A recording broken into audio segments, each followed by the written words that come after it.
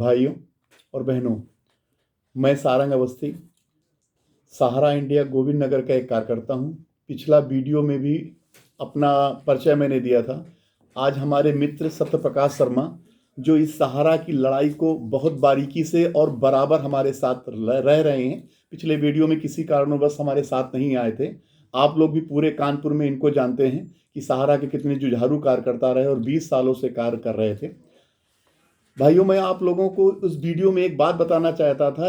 ये मैं एक फॉर्मेट के लिए मैं बात बात कर रहा हूँ, और उसको बताने के पहले मैं थोड़ा सा और कुछ ब्रीफ करूँगा कि ये जो कल मैंने वीडियो परसों मैंने डाला है, और लगभग देश भर से करीब 5 से 1000 से ऊपर व्यूज़ आए हुए हैं, और कमेंट्स भी आ रहे हैं। लोग वीडियो के लिए बोल रहे हैं और के लिए बोल रहे हैं कि सर और बताइए, क्योंकि कारण ये है कि मैं कार्य करता हूँ, उनका दर्द मैंने बहुत नज़दीक से देख रहा हूँ।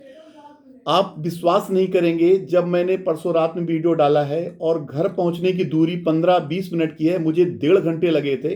सिर्फ फ़ोन पर ही फ़ोन अटेंड कर रहा था। और मैं कुछ साथियों का नाम भी लूँगा, जिसमें कि एक महिला हैं उत्तराखंड की। उन्होंने कहा कि सर, आपका वीडियो मुझे काफ़ी एनर्जी या ऑक्सीजन दिया। मैं अगर आपका वीडियो ना आता तो संभवतः सुसाइड भी कर लेती, क्योंकि जमाकर्ता का जो मैंने पैसा लगाया है, जमाकर्ता मुझ पर बहुत प्रेशर दे रहे हैं। मेरे पास कोई नहीं, मेरे पति के प्राइवेट जॉब है वो छूट गया है, और मुझे पैसा वहाँ से कोई ब्रांचों से नहीं मिल रहा है।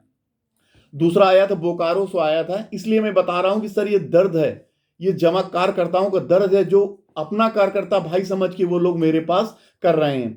बोकारो से फोन था, उन्होंने बताया था कि मैंने अपने पिता का पैसा फंड का, जो सरकारी गवर्नमेंट विभाग से रिटायर हुए थे, करीब 42 लाख रुपए समथिंग संस्था में लगा दिया है, और संस्था मुझे पैसे नहीं दे रही, करीब साल भर से उसको टाल रही है।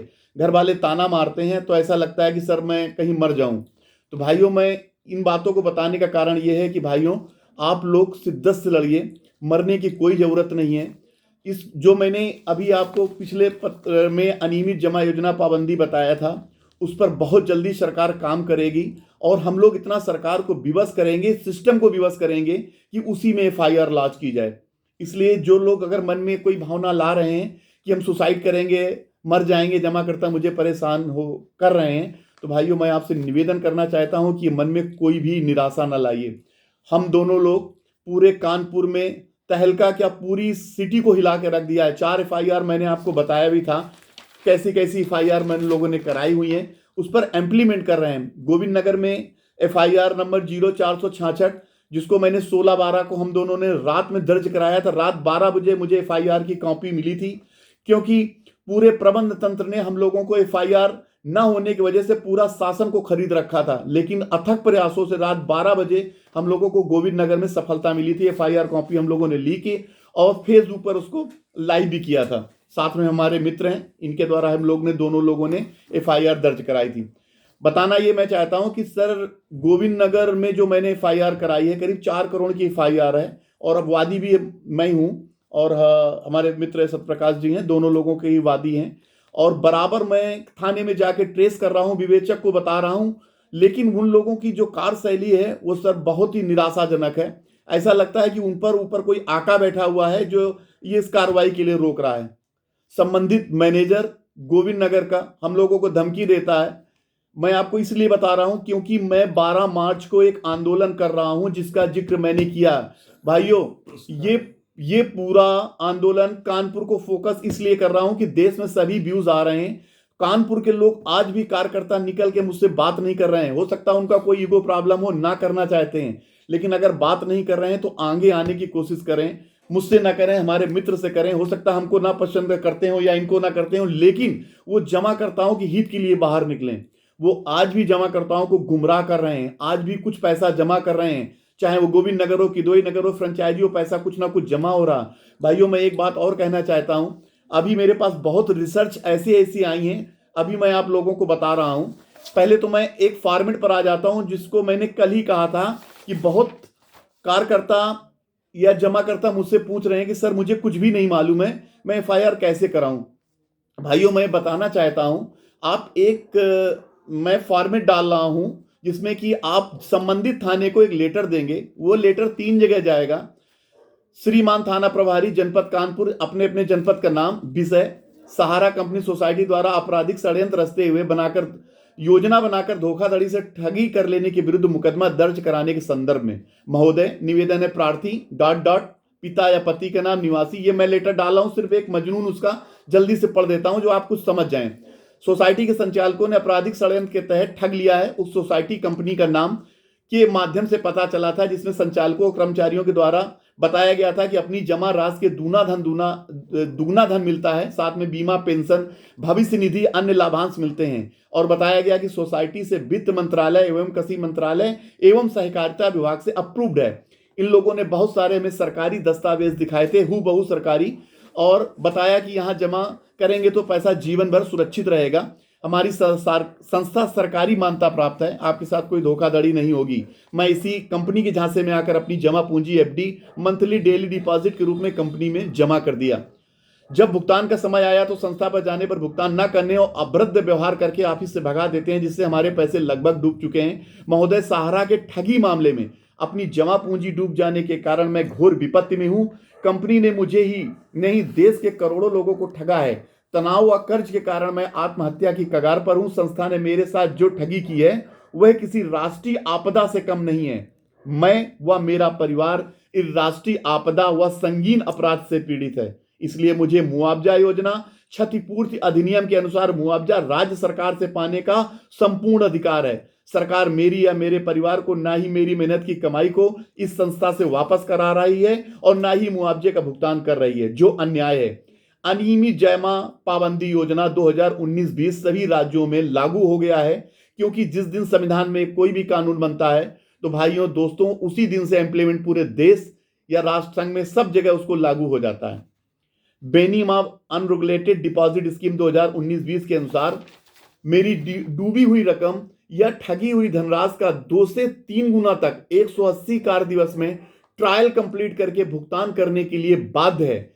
इस योजना में अतः श्रीमान जी मेरी शिकायत है कि भारतीय दंड विधान की सुसंगत धाराओं के साथ अनियमित जमा योजना पाबंदी 2019 the prize chits and money circulation scheme banning act 1978 सहकारिता कानून 2002 के तहत मुकदमा दर्ज करा के सोसाइटी के प्रमोटर, निदेशक एवं क्षेत्रीय कर्मचारियों को जेल भिजवाएं एवं मेरी डूबी रकम को सूद, जुर्माने एवं खर्चे समेत वसूल कर मुझे वापस दिलाने की कृपा करें। धन्यवाद। संलग्न आपके जमा राशि के दस्तावेज, अबोर्ड बांड, कोई भी क्रेडिट के जो भी सोसाइटी के मूल प्रपत्र हों उनकी फोटो कॉपी, आधार कार्ड की कॉपी इस पत्र के साथ संलग्न करना है। प्रार्थी, जैसा कि मैं अभी आपको अपलोड करके ये दे देता हूं, इसकी आप 3 कॉपी बनाएंगे। एक थाना प्रभारी को जाएगा जो आपके जहां पर जिस ब्रांच में आपके साथ ठगी हुई है उसके थाना में जाएगा। एक डीएम साहब जिलाधिकारी को जाएगा, ऊपर का ही सिर्फ मैटर बदला जाएगा, श्रीमान जिलाधिकारी फला फला जिस जनपद में, सेम मैटर वही रहेगा। और एक पुलिस अधीक्षक या कमिश्नर को जाएगा। तो ये तो हो गया, मैंने अपने लेटर के बारे में पूरा बता दिया कि आपको घबराने की जरूरत नहीं। आप ऐसा करिए, उसके बाद अगर पुलिस रिपोर्ट नहीं लिखती है तो 156/3 कोर्ट से आप एफआईआर दर्ज कराइए और अपने वकील साहब को ये मैटर बताइए कि मैंने ऐसा ऐसा किया है। आगे की कार्रवाई मैं बताना चाहता हूं भाइयों। अभी सर हमारे अजय टंडन जी सुप्रीम कोर्ट के अधिवक्ता, उन्होंने बार बार केंद्र सरकार से निवेदन किया है कि सहारा ग्रुप की सभी कंपनियों का फॉरेंसिक ऑडिट कराएं। इस ग्रुप की जो दर्जनों बैलेंस शीट का अध्ययन किया जा रहा है और बराबर निरंतर चल रहा है। फॉरेन में जो रूस में, मैसेडोनिया या ब्रिटेन में ऐसी कंपनियां, इन्होंने हजारों कंपनियां बना रखी है जिसमें एक एक फिगर में 10-10 हजार करोड़ से अधिक की रकम है। आप लोग अंदाजा लगाइए कि ये जो अमाउंट है ये कोई सेबी विवाद में भी नहीं आती है। इससे ये साबित होता है कि सहारा के पास लाखों करोड़ रुपए सेबी के अलावा है और अगर वो देना चाहे तो एक एक जमाकर्ता और कार्यकर्ता का भुगतान कर सकता है और उसके पास कैश में है ये, जिन पर सुप्रीम कोर्ट का कोई एम्बार्गो भी नहीं है। क्योंकि ये बार बार बताता है कि सुप्रीम कोर्ट का एम्बार्गो है, ये थोड़ा मनगढ़ंत बातें बताता है। उस पैसे पर कोई एम्बार्गो नहीं है, जिससे ये पता चलता है कि ये नियतखोर है और जमाकर्ताओं को भुगतान भविष्य में नहीं देगा। मैं आपको एक ताजा घटना बताता हूं। फॉरेंसिक रिपोर्ट का मामला के बारे में एक ये बात बताना चाहता हूं कि गुजरात की एबेजी शिपयार्ड कंपनी, जिसका 22,845 करोड़ बैंक घोटाला पकड़ा गया है, जो शायद बैंकिंग इतिहास में पहला ऐसा घोटाला हो। भाइयों मैं आपको बताना चाहता हूं, इसका सिर्फ निचोड़ फॉरेंसिक रिपोर्ट से ही पकड़ा गया है, वरना इस घोटाले पर एनसीएलटी कोर्ट ने उसको लिक्विडेशन में डाल दिया ही था। और मैं आप लोगों को यह आगाह कर रहा हूं कि भविष्य में सुब्रत राय भी अपनी सोसाइटियों को लिक्विडेशन के पास ले जाएगा और उसको लिक्विडेशन में डालेगा और उसका लिक्विडेशन समापन करा देगा। अभी दो या तीन दिन पहले से न्यूज आई है कि सहकारिता मंत्री या सहकारिता मंत्रालय ने भारत की 72 सोसाइटियों का लिक्विडेशन कर दिया। भाइयों लिक्विडेशन सरकार एक बहुत बड़ा टूल्स है। मैं सरकार क्या करती है, पहले लाइसेंस देती है, जमा कराती है, बाद में सोसाइटी कंपनी को जब्त करती है, उसकी संपत्ति जब्त कर लेती है और लिक्विडेशन में डाल देती है। लिक्विडेटर क्या करता है, बताता है कि इस सोसाइटी या कंपनी के पास कोई जमा धन ज्यादा नहीं मिला, इसको लिक्विडेशन में इसलिए डाल दिया गया है। इसलिए हम लोग बाहर निकल के सरकार से लड़ें, शासन व्यवस्था से लड़ें और अनियमित जमा योजना पर बार बार फोकस करें, क्योंकि अगर अनियमित जमा योजना के अंतर्गत एफआईआर दर्ज होती है तो आपका भुगतान शीघ्र ही मिलेगा और 180 कार्य दिवस में मिलने की पूरी संभावना है। भाइयों मैं अपने थोड़ा सा मित्र हमारे सत्यप्रकाश जी हैं, अच्छा थोड़ा सा उनका आज गला आज भी नहीं वो ठीक है, लेकिन उसलिए उन्होंने कहा कि आप ही बोलिए। लेकिन आपको एक बार फिर मैं कहना चाहता हूं कि 12 मार्च को हम लोग एक 50,000 लोगों का समूह फूलबाग में गांधी प्रतिमा के नीचे हम लोग बैठेंगे, जिसमें कि सर का भी कहना है कि उसमें आमरण अनशन करेंगे और अनशन ये किसान आंदोलन की तरह चलेगा। डरने की जरूरत और नहीं आप है। लोगों को डरने की जरूरत नहीं है। हाँ, आप बाहर बिल्कुल निकलिए। खुल के आइए बाहर। अगर आज आप बाहर नहीं निकलेंगे तो ये कंपनियां ठगी चोर अपने को लिक्विडेशन करके आपकी सभी समस्त संपत्ति या तो गवर्नमेंट कब्जा कर लेगी, ये विदेश भाग जाएंगे। ऐसे ऐसे साक्ष्य मिले हैं। इसलिए बाहर आइए, लड़िए, मुझसे मदद लीजिए, मेरी एफआईआर नोट कराइए। आपको कहीं दिक्कत आ रही है मुझे बुलाइए या मुझसे फोन करके बात करिए। भाइयों ये किसान आंदोलन की तरह मुझे करना है, क्योंकि अभी आपने लेटेस्ट देखा होगा कि सरकार आंदोलन के नाम पर कैसे झुकी। किसान आंदोलन राकेश टिकैत जी ने सरकार को बैकफुट पर लाए। लोग बताते थे जब शुरुआत में आंदोलन हो रहा था कि ये खालिस्तानी है, इसकी फंडिंग बाहर से हो रही, कनाडा से हो रही है। लेकिन मैं सैल्यूट करता हूं राकेश टिकैत जी को, जो उन्होंने पूरी शिद्दत से 11 महीने तक इसको अपने आंदोलन को चलाया। 600 करीब किसान मर गए, उसके बाद ये सफलता मिली। सरकार ये जान गई थी कि मेरी बैकग्राउंड खराब हो रहा है, मेरा ग्राउंड खिसक रहा, मेरा वोटर खिसक रहा। इस वजह से तीनों कानून वापस लिए गए। इसलिए मेरा उद्देश्य किसी पार्टी विशेष को प्रमोट करना का नहीं है।